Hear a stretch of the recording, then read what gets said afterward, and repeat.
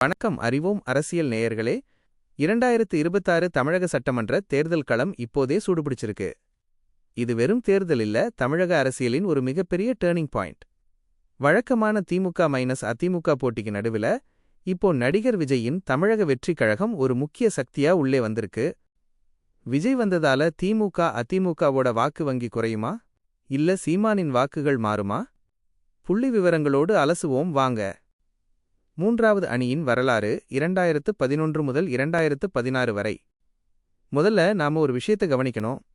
தமிழகத்துல மாற்றத்திற்கான வாக்குகள் அப்படின்னு ஒரு 6 விழுக்காடு முதல் 8 விழுக்காடு வாக்குகள் எப்பவுமே இருந்துகிட்டே இருக்கு. 2011 இல் திமுக படுதோல்வி அடைஞ்சு எதிர்க்கட்சி அந்தஸ்தை கூட இழந்து நின்றபோது கூட அந்த அணி 1,45,59,214 வாக்குகளை வாங்கியிருந்தது. 2016 இல் ஜெயலலிதா அவர்கள் உயிரோடு இருந்தபோதே திமுக கூட்டணி 1,70,75,374 வாக்குகளை வாங்கியது. ஆனா அப்போ விஜயகாந்த் தலைமையிலான மூன்றாவது அணி சுமார் 26 லட்சம் வாக்குகளை பிரிச்சது. இதுதான் தேர்தல் முடிவையே தீர்மானிச்சது. இப்போ 2026க்கு வருவோம். இந்த தேர்தல்ல பதிவான மொத்த வாக்குகள் 4,88,27,812. விஜய் ஒரு மிகப்பெரிய பிரபலம் அப்படிங்கிறதால அந்த மாற்றத்திற்கான 8 விழுக்காடு வாக்குகள் இப்போ 10 விழுக்காடு உயர வாய்ப்பிருக்கு. அப்படின்னா விஜய்க்கு மட்டுமே உறுதியா 48,82,782 வாக்குகள் கிடைக்க வாய்ப்பிருக்கு. ஆனா இங்கதான் ஒரு மிக முக்கியமான விஷயத்த நாம கவனிக்கணும். தமிழக அரசியல் வரலாற்றில் ஒரு பேரியக்கத்தின் வாக்கு வங்கி அவ்வளவு சீக்கிரம் சரிந்துவிடாது. அதிகபட்சமாக ஒரு 10 விழுக்காடு வாக்குகள் வேண்டுமானால் விஜயின் வருகையால் குறையலாம். அதற்கு மேல் 1% கூட குறைய வாய்ப்பே இல்லை என்பதுதான் யதார்த்தம். 10 விழுக்காடு குறைந்தால் கூட திராவிட கட்சிகளின் பலம் என்ன? ஒரு வாதத்திற்கு திமுக மற்றும் அதிமுகவிடமிருந்து தலா 10 விழுக்காடு வாக்குகள் குறைகிறது என்றே வைத்துக்கொள்வோம். திமுக கூட்டணி 2021 2 கூட்டணி வாங்கியது 2,09,82,088 வாக்குகள். இதில் 10 விழுக்காடு சுமார் 20,98,209 குறைந்தால் கூட திமுக கூட்டணியிடம் மிஞ்சியிருக்கும் வாக்குகள் 1,88,83,879. அதிமுக கூட்டணி 2021 இல் அதிமுக கூட்டணி வாங்கியது 1,83,63,499 வாக்குகள்.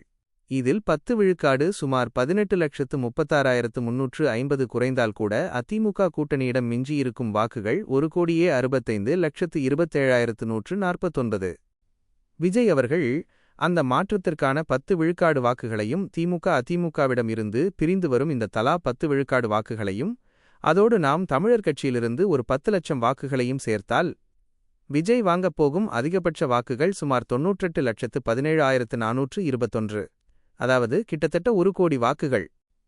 வாக்குகள் அதிகம், இடங்கள் எத்தனை? இங்கதான் ஒரு பெரிய கேள்வி வருது. 2011 இல் 1.5 கோடி வாக்குகள் வாங்கிய திமுக வாலேயே எதிர்க்கட்சி ஆக முடியல. அப்போ 1 கோடி வாக்குகள் வாங்கப் போகும் விஜய் எத்தனை இடங்களை ஜெயிப்பார்? விஜய் பிரிக்க போற வாக்குகள் எந்த மண்டலத்துல அதிகமா இருக்குங்கிறத பொறுத்துதான் அவரோட வெற்றி அமையும். தற்போதைய சூழல்ல அவர் 0 முதல் 5 தொகுதிகள் வரை வெற்றி பெறவே அதிக வாய்ப்பு இருக்கு. ஏன்னா 10 விழுக்காடு சரிவுக்குப் பின்னும் திமுக மற்றும் அதிமுக தலா 1.5 கோடிக்கும் அதிகமான வாக்குகளை கையில் வைத்துள்ளன. 2026 இன் கிங் யார்? தரவுகளின் அடிப்படையில் பார்த்தா திமுக கூட்டணி 130 முதல் 190 தொகுதிகள் வரை வென்று தனிப்பெரும் கட்சியாக வர வாய்ப்பு அதிகம். அதிமுக கூட்டணி 40 முதல் 100 தொகுதிகள் வரை பிடிக்க வாய்ப்பு இருக்கு. விஜய் பிரிக்கப் போகும் வாக்குகள் திமுகவின் வெற்றியை உறுதி செய்யப் போகிறதா அல்லது அதிமுகவின் பலத்தை குறைக்கப் போகிறதா என்பதுதான் 2026 இன் மிகப்பெரிய ட்விஸ்ட். நீங்க என்ன நினைக்கிறீங்க? விஜய் 5 தொகுதிகளுக்கு மேல ஜெயிப்பாரா? கமெண்ட்ல சொல்லுங்க. இது அறிவோம் அரசியல்.